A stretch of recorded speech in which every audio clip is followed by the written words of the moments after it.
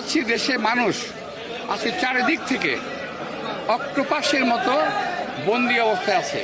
কি রাজনৈতিক, কি অর্থনৈতিক, কি সামাজিক, কি ভৌগোলিক।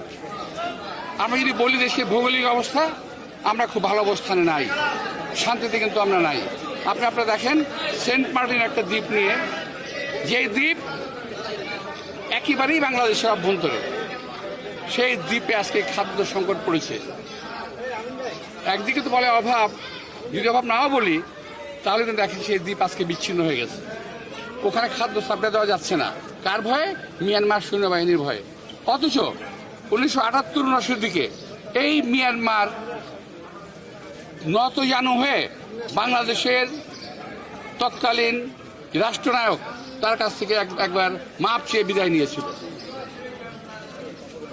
সেই মিয়ানমার আজকে কতটুকু উদ্যুক্ত হয়ে গেছে যে তারা আমাদের রাষ্ট্রপতির রক্তচক্ষু দেখায়। কারণ এই দেশের একটা অবৈধ সরকার, অনির্বাচিত সরকার, যারা দেশ নয় শুধু দেশের বাইরে এবং ভিতরে কারোই সমর্থন এই সরকারের প্রতি নাই। এই কারণেই এরা আজকে একটা সুযোগ নিচ্ছে। প্রিয় ভাইরা, তাও যদি আরও যদি বলি, আরও বহু দেশ আছে বাংলাদেশের উপর আজকে খবরদারি করছে। বাংলাদেশের প্রভুত্ব আজকে অন্যের হাতে বিকিয়ে দিয়ে এই সরকার নিজে কোনো সিদ্ধান্ত নিতে পারছে না। প্রিয় ভাইরা, আমি আর বেশি কিছু বলবো না। বাংলাদেশের জনগণের যে আজকে কষ্ট অবৈধ সরকারের জন্য, জনগণের যে আজকে কষ্ট, এটা একটা অনৈতিক বিনা ভোটের সরকারের জন্য। যদি ভোট নির্বাচিত সরকার হতো তাহলে বাংলাদেশের জনগণের কষ্ট থাকতো না।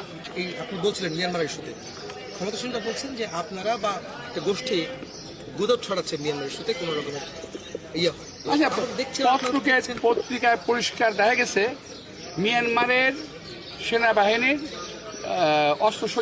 সশস্ত্র 3টি শিপ জাহাজ আমাদের ভূখণ্ডে অবস্থান করছে। এটা যদি ওরা বলে, ওই চাপাবাজি তো সারা জীবনই করছে, ওরা এখনো করতেছে। মিথ্যা কথা হলো তাদের একটা পুঁজি, এটা মিথ্যা কথা তাদের পুঁজি। এই পুঁজি বিক্রি করি তারা এই মতো আছে, এখনো বলে তারা দেশে অভাব নাই। আমি আশ্চর্য হয়ে যাই কথা শুনে। স্বীকার করতে অসুবিধা কোথায়? হ্যাঁ, অভাবে পড়ে গেছি, স্বীকার করতে অসুবিধা।